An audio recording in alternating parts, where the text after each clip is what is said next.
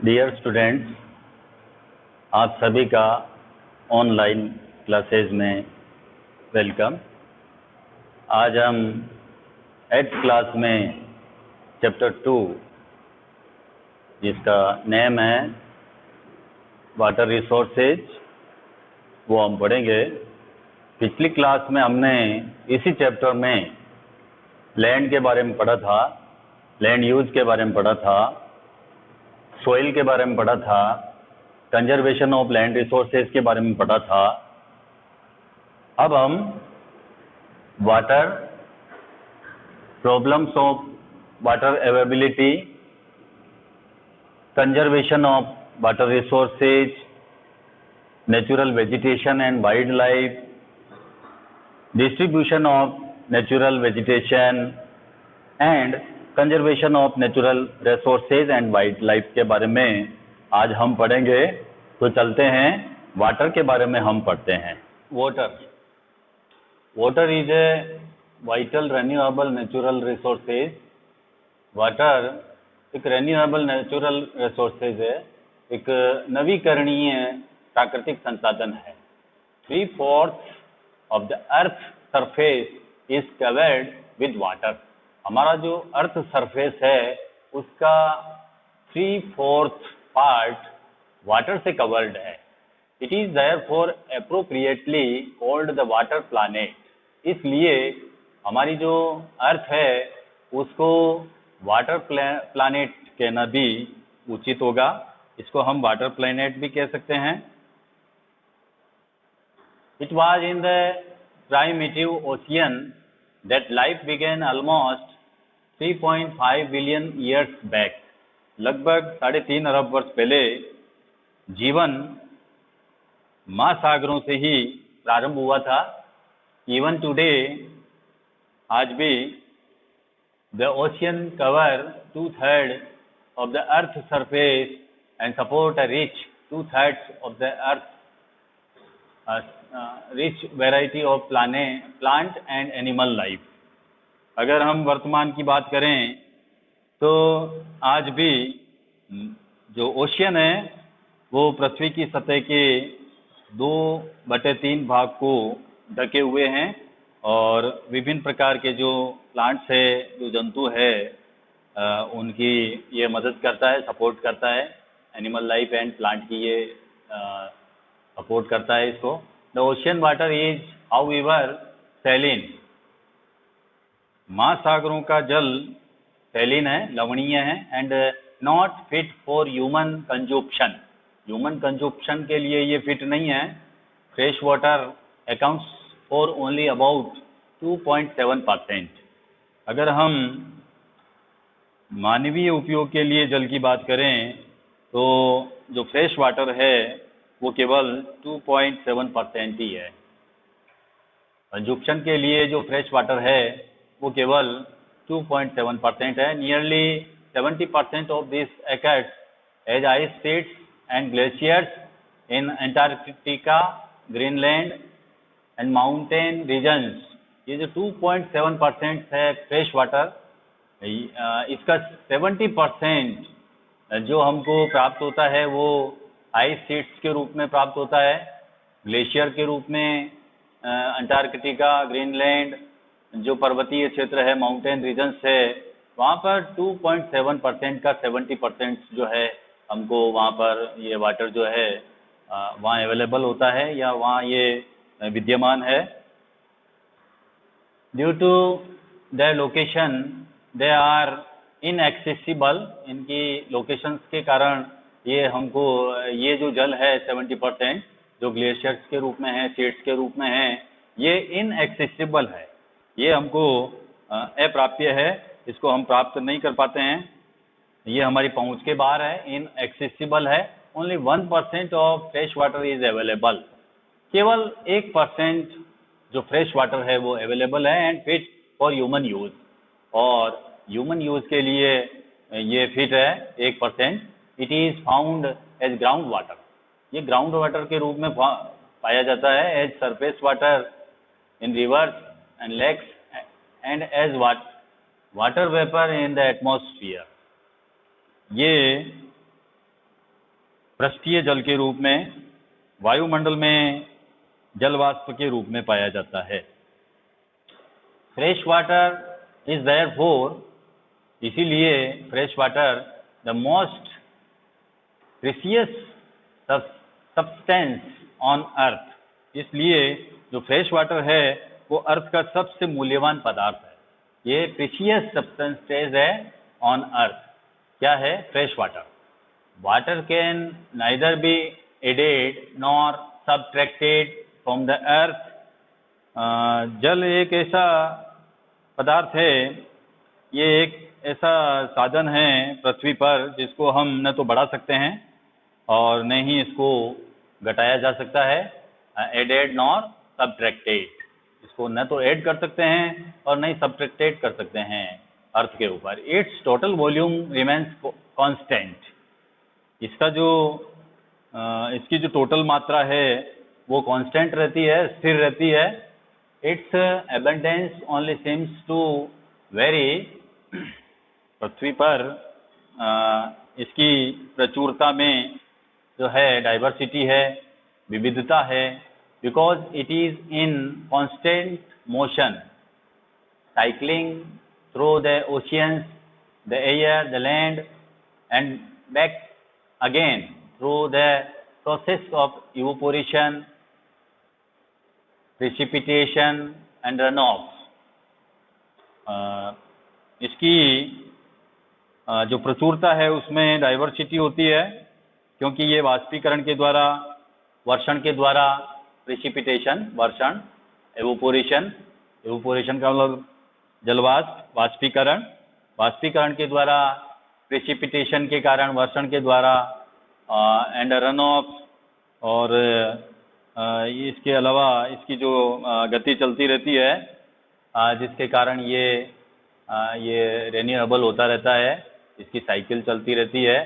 This as you already know is referred to as the water cycle.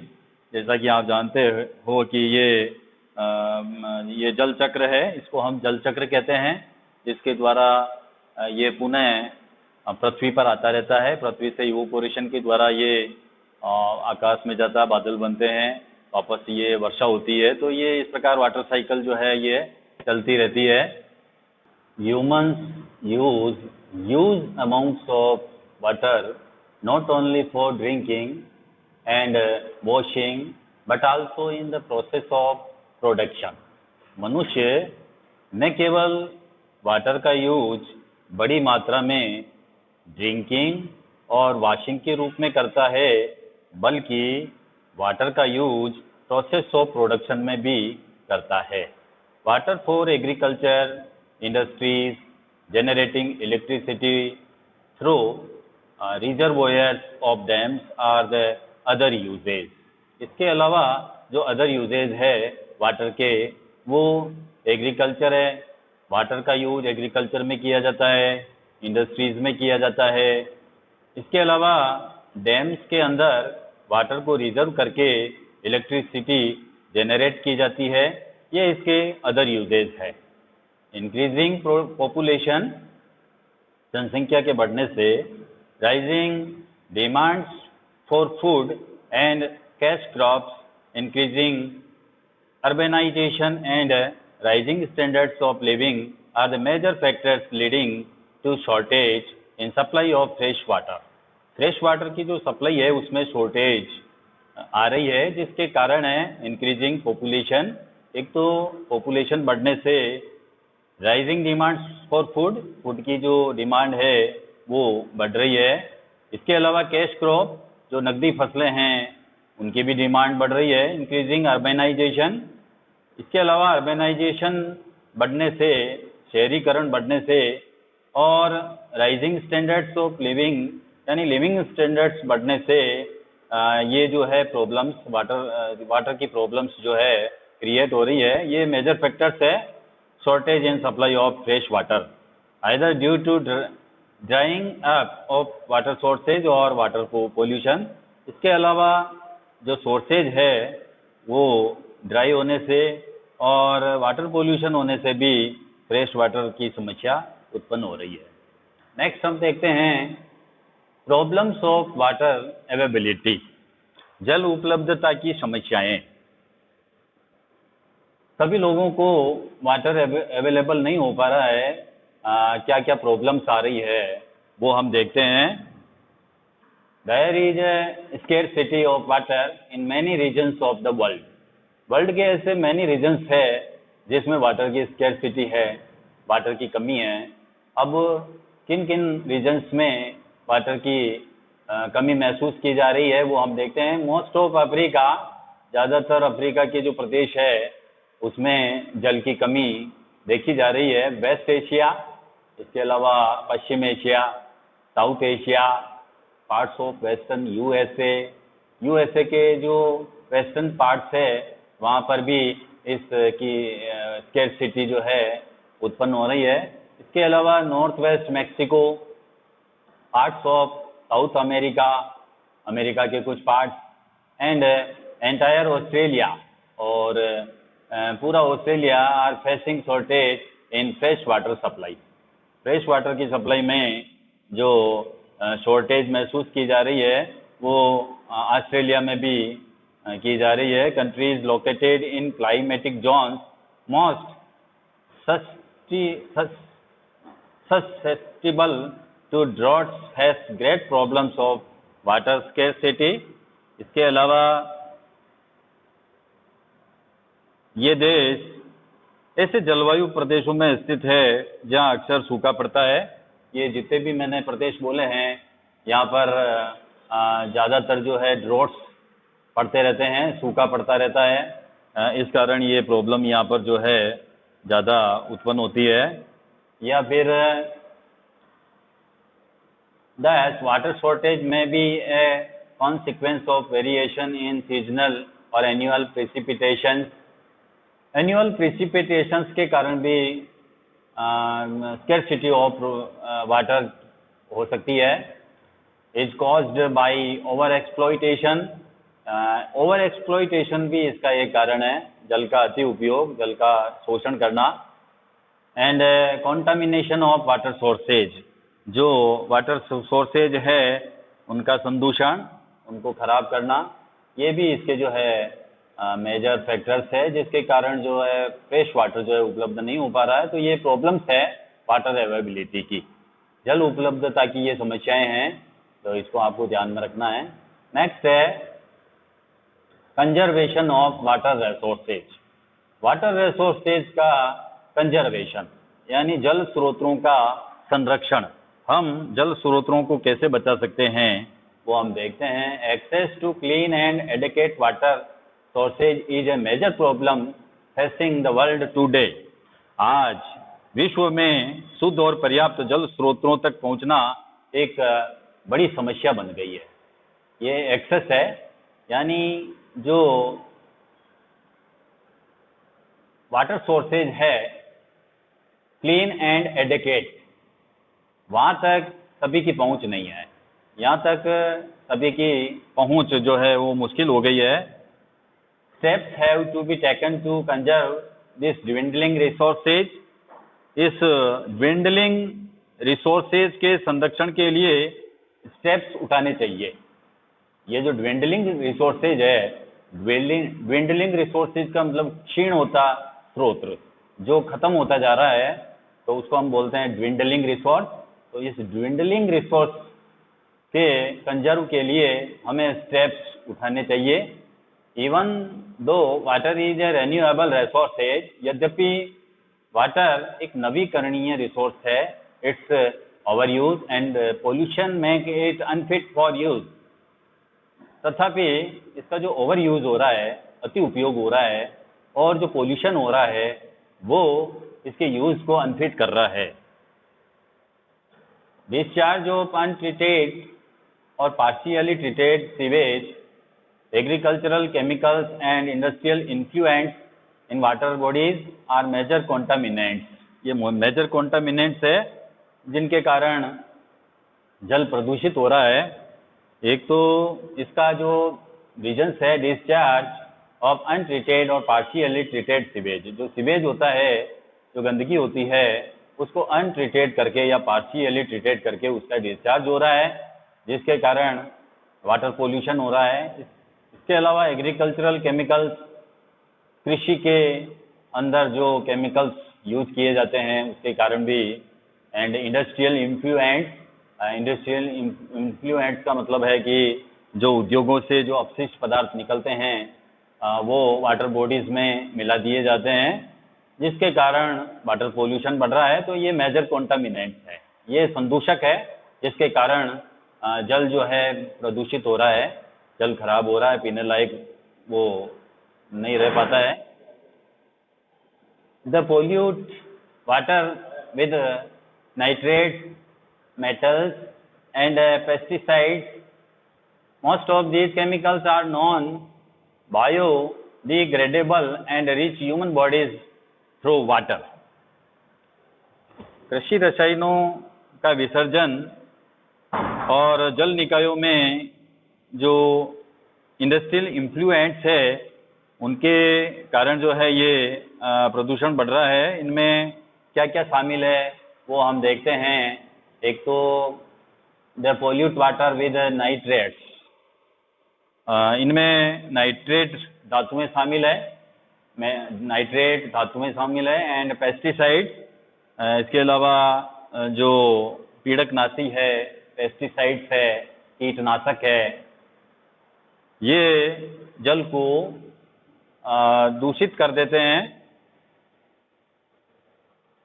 और इनमें से बहुत सारे जो रसायन हैं वो अजैव निम्नीकरणीय होने के कारण जल के द्वारा हमारी बॉडीज़ के अंदर प्रवेश कर जाते हैं, ह्यूमन बॉडीज़ के अंदर प्रवेश कर जाते हैं। Water pollution can be controlled by treating these effluents suitably before releasing them in water bodies.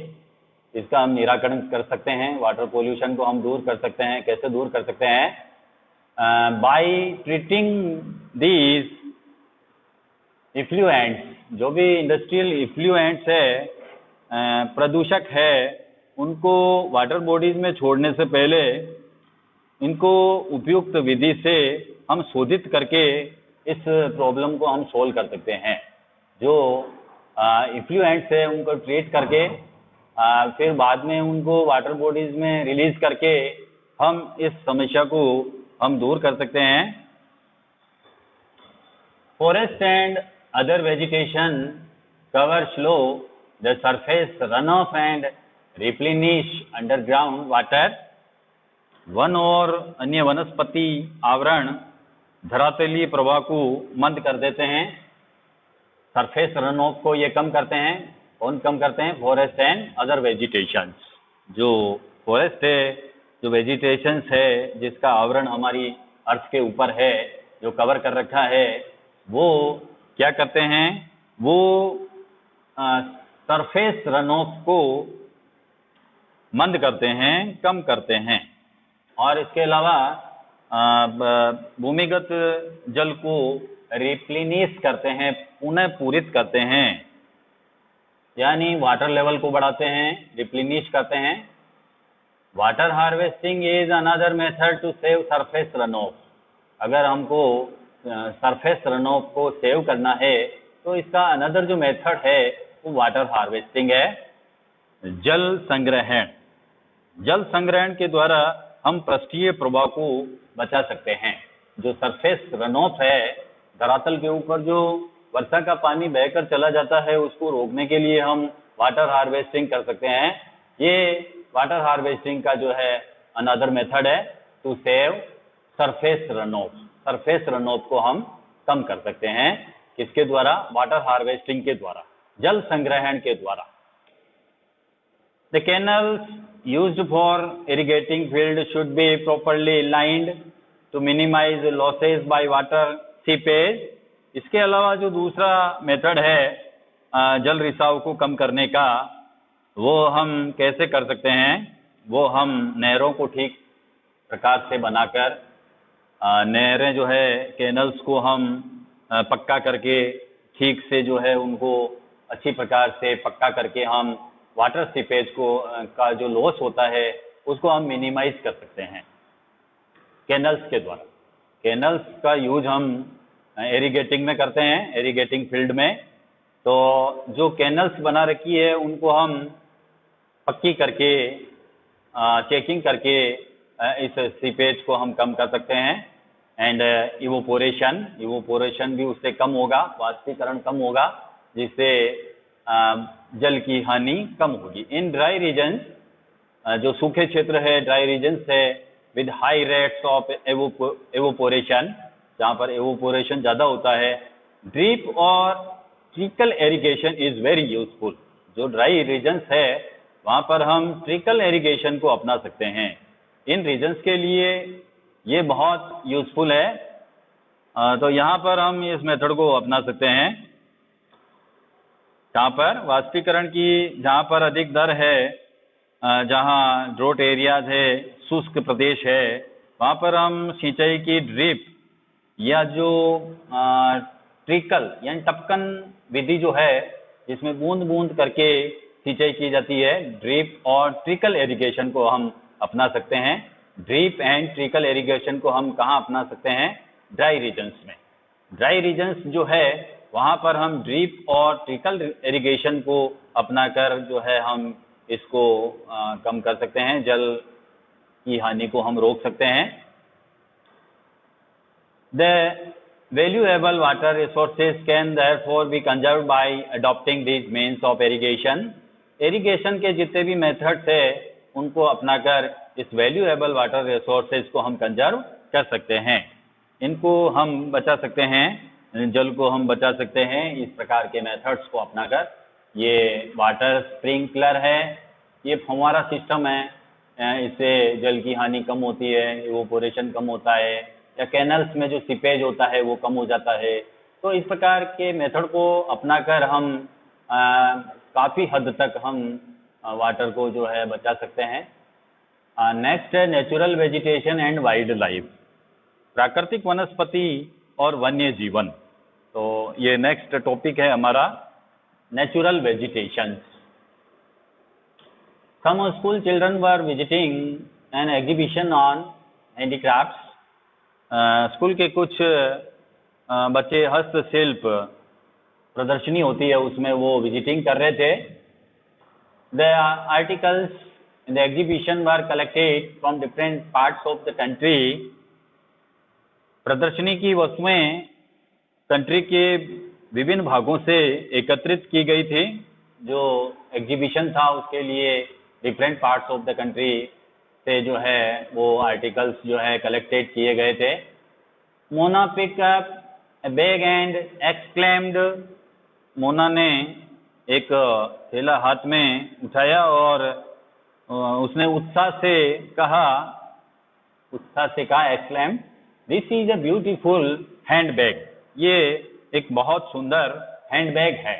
Yes, it is made from jute, the teacher said, उसकी टीचर ने कहा कि हाँ आप सही बोल रहे हो, ये जो आपने ब्यूटीफुल हैंड बैग ले रखा है ये जूट से मेड ऑफ है, ये जूट का बना हुआ है, जूट से बना है ये। Do you see those baskets, lamp set and chairs, क्या आप ये जो दूसरी वस्तुएं बनी हुई है जैसे बास्केट है, टोकरियां हैं, लैंप सेट्स है, चेयर्स है, इनको भी आप देखते हो। Those are made of cans and bamboos, ये जो वस्तुएं हैं ये वस्तुएं बेंत और बांस की बनी हुई है।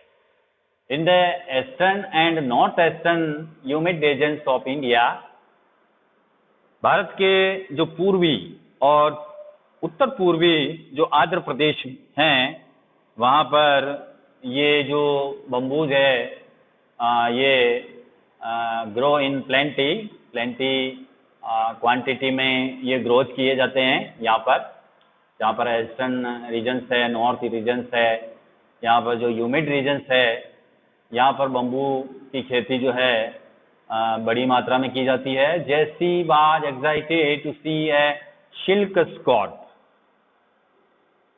जैसी रेशमी स्कॉर्प देखकर बहुत उत्साहित थी। सी दिस ब्यूटीफुल स्कॉर्प, ये स्कॉर्प जो है, ये सुंदर स्कॉर्प देखो आप, the teacher exclaimed that silk is obtained from silkworms that are bred on mulberry trees. तो उसकी जो टीचर्स थी उसने उसको एक्सप्लेन किया, स्पष्ट किया कि ये रेशम कीटों से प्राप्त किया जाता है जो मलबरी की ट्रीज पर जो उनको पाला जाता है, वहाँ से ये सिल्क ऑब्टेन किया जाता है. The children understood that plants provide us with many different products. तो बच्चे जो है वो समझ गए कि प्लांट्स जो होते हैं हमें मैनी डिफरेंट प्रोडक्ट प्रोवाइड करवाते हैं, that we use in our day to day life. जो हम हमारी प्रतिदिन की जो जिंदगी है, दैनिक जीवन है, उसमें उनका हम यूज करते हैं.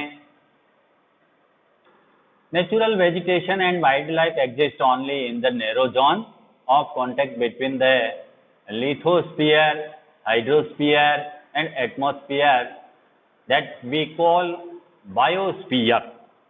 प्राकृतिक वनस्पति और वन्य जीवन केवल स्थल मंडल, जलमंडल और वायुमंडल के बीच जुड़े हुए हैं और जिसे हम जैव मंडल कहते हैं, बायोस्फीयर कहते हैं. हमारी जो नेचुरल वेजिटेशंस है, जो वाइल्ड लाइफ है, वो स्थल मंडल, जल मंडल, लिथोस्फीयर, हाइड्रोस्फीयर एंड एटमॉस्फेयर के बीच में ये स्थित है, जिसको हम बायोस्फीयर कहते हैं, जैव मंडल कहते हैं. इन द बायोस्फीयर, जैव मंडल में, in the biosphere living beings are inter related and interdependent on each other for survival. इस बायोस्फीयर के अंदर जो लिविंग बीइंग्स है वो इंटर रिलेटेड होते हैं और इंटरडिपेंडेंट होते हैं ईच अदर, एक दूसरे के ऊपर, फॉर सर्वाइवल, सर्वाइवल के लिए, यानी जीवन जीने के लिए, जीवित रहने के लिए. जो इसमें लिविंग बीइंग्स है, जो पादप है, जीव जंतु है, वो इंटर रिलेटेड होते हैं और एक दूसरे के ऊपर इंटरडिपेंडेंट होते हैं, एक दूसरे के ऊपर निर्भर रहते हैं. किसके लिए? सर्वाइवल के लिए, जीवित रहने के लिए. This life supporting system is known as the ecosystem. इसी को हम कहते हैं इकोसिस्टम. तो इकोसिस्टम की डेफिनेशन आपको आनी चाहिए, यानी इकोसिस्टम हमें किसे कहेंगे? तो इकोसिस्टम हम उसे कहेंगे इन द बायोस्फीयर. बायोस्फीयर के अंदर living beings are inter related and interdependent on each other for survival. यानी बायोस्फीयर के अंदर, जैव मंडल के अंदर जो लिविंग बीइंग्स है वो एक दूसरे से रिलेटेड है और एक दूसरे के ऊपर निर्भर है फॉर सर्वाइवल, यानी अपने जीवन के लिए. This life supporting system is known as the ecosystem. और इसी को हम इकोसिस्टम के नाम से जानते हैं. इस जीवन आधारित तंत्र को हम पारितंत्र कहते हैं, इकोसिस्टम कहते हैं. Vegetation and wild life are valuable resources. वनस्पति और वन्य जीवन बहुमूल्य संसाधन है, वैल्यूएबल रिसोर्सेज है. ये कौन कौन से? एक तो वेजिटेशन और एक वाइल्ड लाइफ. वेजिटेशन का मतलब वनस्पति और वाइल्ड लाइफ का मतलब वन्य जीवन. तो वनस्पति और वन्य जीवन ये दोनों वैल्यूएबल रिसोर्सेज है. Plants provide us with timber, give shelter to animals, produce oxygen, we breathe.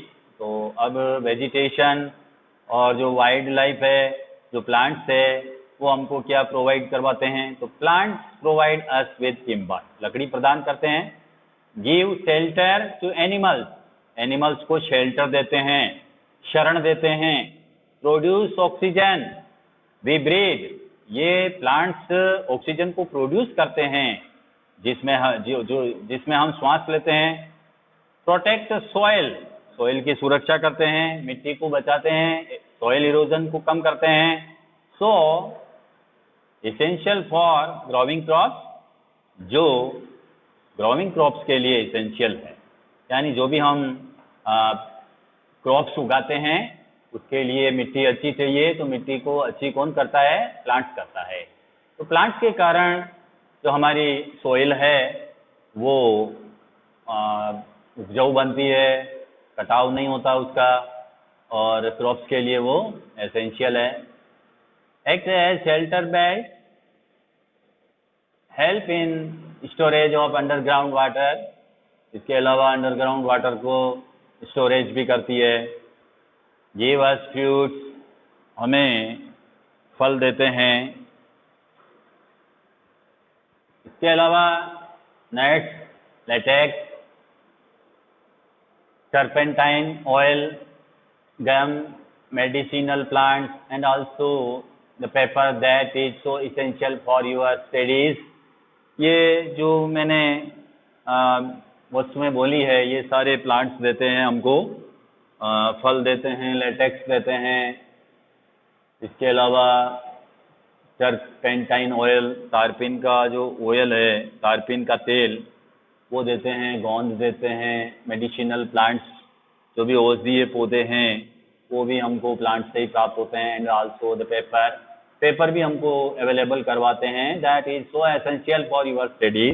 जैसा कि आप जानते ही हो कि आपके स्टडी के लिए, आपके अध्ययन के लिए ये अत्यधिक आवश्यक है। तो पेपर जिसका हम यूज करते हैं, ये भी हमको प्लांट से प्राप्त होते हैं।